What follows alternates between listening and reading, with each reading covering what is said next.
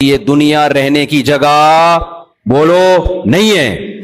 مریں گے یہاں سے, مریں گے. یہاں کی ترقی, یہاں کی عزت سب 2 نمبر.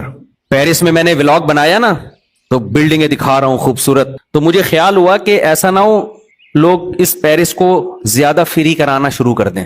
جرمنی بھی گیا نا, تو اب لوگ بھی دیکھ رہے ہوتے ہیں, گھوم رہے ہیں, تو میں نے کہا تھوڑا سا ہم آخرت کا تڑکا لگا دیں تاکہ لوگوں کو بس یہ انجوائے کرنے کے لیے, کوئی دل لگانے کی جگہ نہیں. تو میں نے کہا بھائی یہ پیرس آپ دیکھ رہے ہیں, لیکن یہ دنیا ہے بہرحال مسافر خانہ, جانا سب نے کہاں ہے. اورنگی ٹاؤن میں رہتا ہو, ڈیفینس میں رہتا ہو, پٹیل پاڑا میں رہتا ہو, گندے نالے میں رہتا ہو, مر کے جائے گا کہاں؟ جہاں پیرس والا بھی وہیں جاتا ہے جہاں یہ جائے گا. تو دل لگانے کی جگہ نہیں ہے. نیچے لوگوں کے کمنٹس, ان مولویوں کو دیکھو خوب انجوائے کر رہے ہیں, پیرس گھوم رہے ہیں, اور ہمیں کیا کہہ رہے ہیں, دنیا دل لگانے کی جگہ نہیں. میں نے کہا پاکستانی قوم جو ہے نا ماشاءاللہ تبصرہ کرنے میں پیچھے نہیں ہے.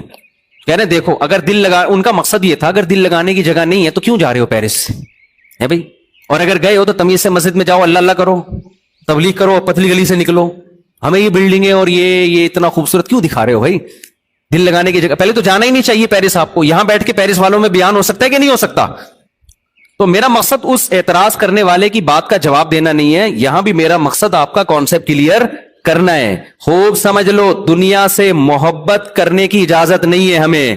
اس کا یہ مطلب ہرگز نہیں ہے کہ دنیا سے کنارہ کشی اختیار کر لیں. یہ وہ رہبانیت ہے جو اسلام میں حرام ہے. پیرس سے محبت نہیں کر کے بھی پیرس جانا پڑے گا اگر اللہ نے آپ کو گنجائش دی ہے, پیسہ دیا, گھومو جا کے, کوئی مسئلہ نہیں ہے. نہیں ہے پیسے تو آرام سے چپ کر کے بیٹھ جاؤ, حسرت سے رالے مت ٹپکاؤ. کیونکہ جب ہمارے پاس گنجائش نہیں تھی تو پیرس جانے والوں کو ہم بھی حسرت سے نہیں دیکھتے تھے. ہم کہتے تھے جا کے کیا کر لے گا, مرے گا تو ہماری والی خبر بھی ملے گی اس کو, ساتھ والی, اور کیا ہوگا. جب نہیں ہے تو نہیں ہے, گئے تو انجوائے کر لو, کس نے منع کیا ہے؟ دل نہ لگاؤ. سمجھتے ہو کہ نہیں سمجھتے؟ دنیا سے بے رغبتی کا مطلب یہ ہرگز نہیں ہے کہ دنیا کو چھوڑ دو, کیونکہ دنیا کو چھوڑنے میں صرف پیرس کو چھوڑنا نہیں ہے. پھر یہ جو آپ نہاریاں اور بریانیاں کھا رہے ہو یہ بھی چھوڑو, پھر ناشتوں میں پراٹھے بھی چھوڑو, انڈے بھی چھوڑو, پھر تو 2 ٹائم کی روٹی بھی, بلکہ 1 ٹائم کی روٹی کھاؤ. 1 ٹائم کھانے سے بھی زندہ رہتا ہے, اور وہ بھی جو کی روٹی ہونی چاہیے صرف پانی کے ساتھ. اور صرف وہ کھاؤ جو ڈاکٹر کہے کہ یہ پروٹین آپ میں کم ہو رہی ہے, یہ انڈا آپ ایک مقدار میں بجے, اتنا ضرورت جتنا ڈاکٹروں کے مشورے کی خوراکیں پتہ ہے نا آپ کو.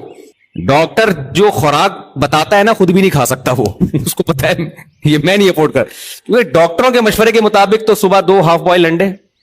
اور ایک دفعہ ہم نے اسکول میں پڑھا تھا, اس کے بعد میں نے کہا اللہ آئندہ کبھی ہم مشورہ ہی نہیں لیں گے ڈاکٹر سے کھانے سے پہلے کیا کھانا ہے. تو وہ تو بڑی ایک لگی بندی خوراک ہے نا. باقی تو ہم غریبیاں اپنے زبان کے ذائقوں کے چٹخارے پھوڑ رہے ہوتے ہیں. تو پھر یاد رکھو, دنیا اگر چھوڑنی ہے تو صرف لندن پیرس نہیں چھوڑنا پڑے گا آپ کو, پھر آپ کو صبح کے پراٹھے بھی بولو, کیونکہ اسلام میں تو کہیں نہیں ہے پراٹھے کھاؤ انڈے کھاؤ.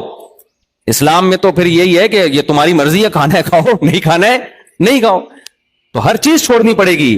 تو اس بارے میں رسول اللہ صلی اللہ علیہ وسلم کی واضح تعلیمات ہیں, ان اللہ یحب الجمال, ان اللہ جمیل یحب الجمال. دیکھو 3 درجات ہوتے ہیں, ایک ہے ضرورت, ایک ہے آسائش, ایک ہے آرائش. 3 درجات ہیں پیسہ خرچ کرنے کے. ایک ہم پیسہ خرچ کرتے ہیں اپنی ضرورت پوری کرنے کے لیے, یہ بھی جائز ہے اسلام میں.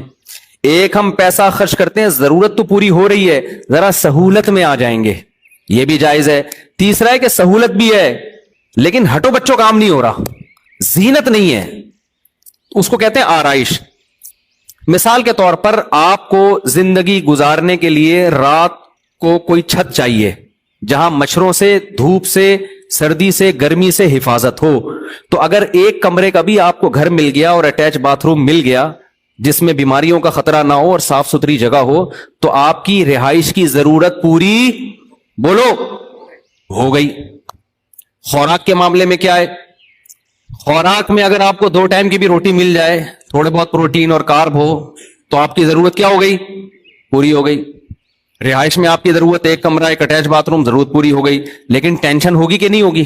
وہی کچن ہے آپ کا, اور پھر پانی کے لیے بالٹیاں بھر بھر کے لاؤ گے باہر سے, موٹر کا سسٹم, موٹر ہوگی تو لگائیں گے کہاں, 1 کمرے میں موٹر کیسے پانی کی فکس کریں بھائی. تو ہم کیا کہتے ہیں, آسائش کی طرف جاتے ہیں. یار 1 کمرے کا نہیں, کم از کم 3 کمرے کا گھر ہونا چاہیے. اس میں کچن الگ ہو, واش روم ایک الگ ہو, پھر موٹر کے لیے برآمدہ الگ ہو. اور بستر لگے ہوئے ہیں اس میں, نیچے ہی زمین پہ سو رہے ہوتے ہیں, یار تھوڑا سا تمیز سے سو جائیں گے گدے پہ. تو ایک درمیانے درجے کا گھر کیا کہلاتا ہے؟ اس میں ہے آسائش, آرام, انسان ایزی فیل کرتا ہے. تو اس میں الگ سے پیسہ لگانا پڑے گا. یہ بھی شریعت میں کیا ہے؟ جائز ہے کہ آپ, ضرورت تو آپ کی پوری ہو رہی ہے لیکن آپ چاہ رہے ہو ذرا سہولت سے, ضرورت آپ کی ابال کے دال, ابلی ہوئی دال کھاؤ گے ضرورت پوری ہو جائے گی.